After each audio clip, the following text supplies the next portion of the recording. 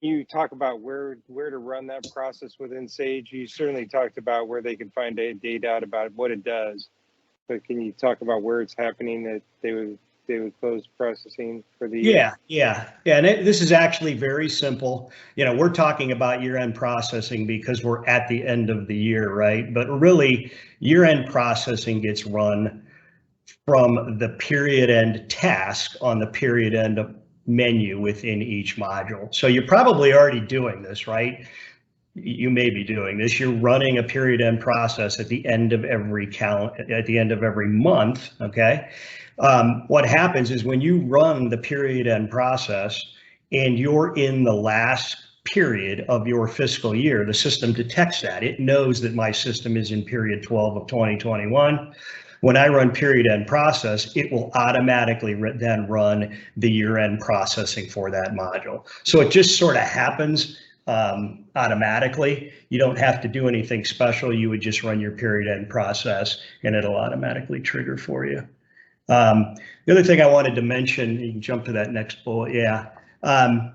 Period end processing or year end processing, it is required in most of the modules, although there are a few modules that will not have a period end option. And when we're talking about modules, I'm talking primarily of the transactional modules. So general ledger, accounts receivable, accounts payable, sales order, the modules where you process transactions.